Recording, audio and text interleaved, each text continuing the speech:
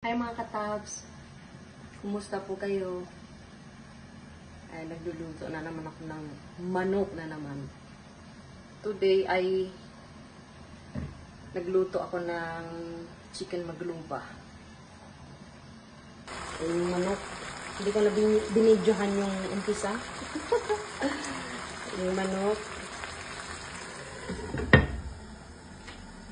Ay, i-ready ko muna yung isang pot para i-transfer yung iluto kong manok.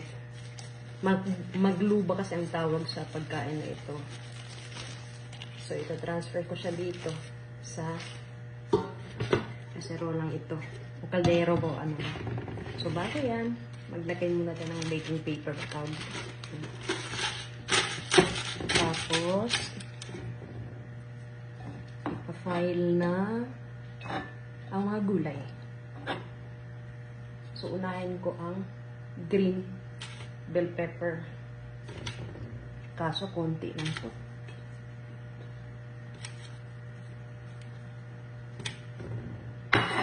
Tapos, isusunod na ang patatas at pritong talong. Pritong patatas at pritong talong.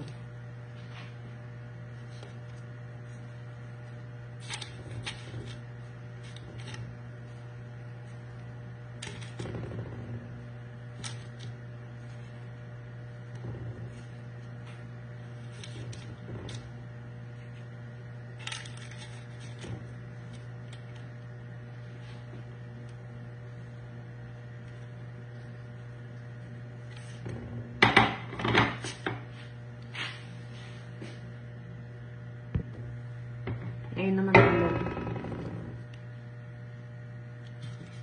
Ulang aking fest sa apoy. Mainit doon. Napogon kalyente. Yan. Tapos, ibubuhos ko dito ang niluto kong manok. Mamaya ng konti. Katapos nito i-file lahat, mag-file din ng bigas. Saka ibubuhos yung manok. Lutong manok.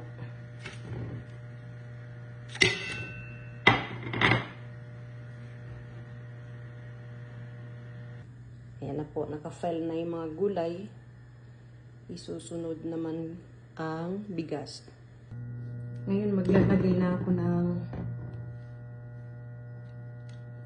sili para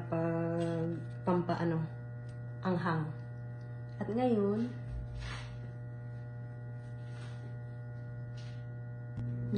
po ay ibubuhos natin itong lutong manok ito sa mixture sa gulay pala. Yan po ang itsura niya. Ito po ang pinapakita ko sa inyo ay sarili ko pong version. So, kung ano man yung version nyo, hindi po tayo parehas. Ganun. Ito naman ay version ko. Ngayon, ibubuhos ko na tong pinakuluan kong bigas dito sa ibabaw ng ating manok. 1 cup lang ito kasi hindi maubos-ubos. Amo ko lang naman kumakain. Kaya konti lang.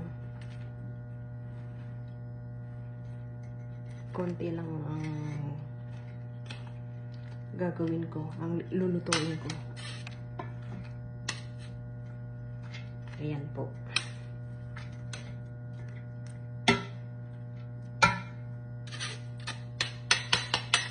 Marami ang manok kaysa kanin. Konti lang man din kinakain. Hindi niya ito maubos. Hindi rin ako kakain ito kasi dieta nga.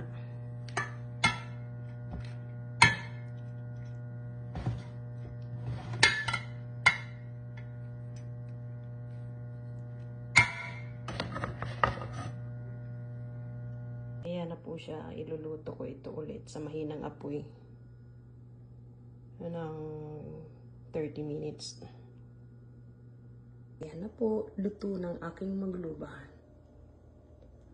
Nangangamoy yung sunog na kasi gusto ng amo ko medyo sunog daw. Gustong gusto niyang kumain ng sunog. Ngayon, itataob ko na yan sa plato para isi-serve na kasi gutom na daw siya. Ngayon, ready na.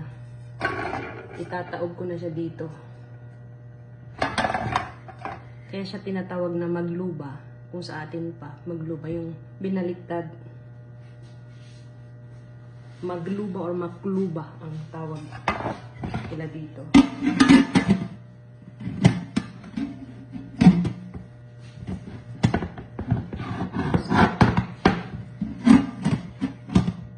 Maliit. Luto na. Ayan na po siya. Luto na po. Ngayon, itataob ko siya dito. Itong platong to. Para iserve na kasi gutom na daw si Bossing.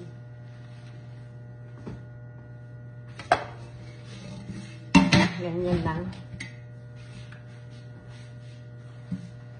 Tapos ibaliktad.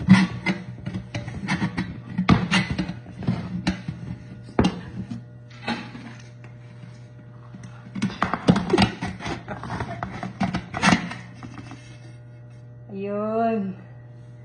Medyo sunog nga. Ito yung gusto niya.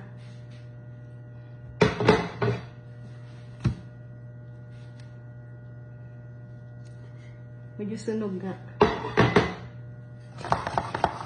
Nakuha niya yung gusto niya. Sunog. Ayan na po.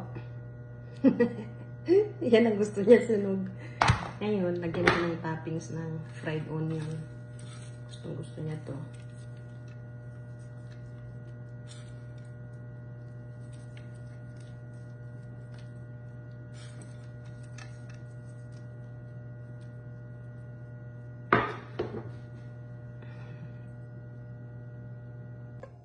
Yan, ready to serve na.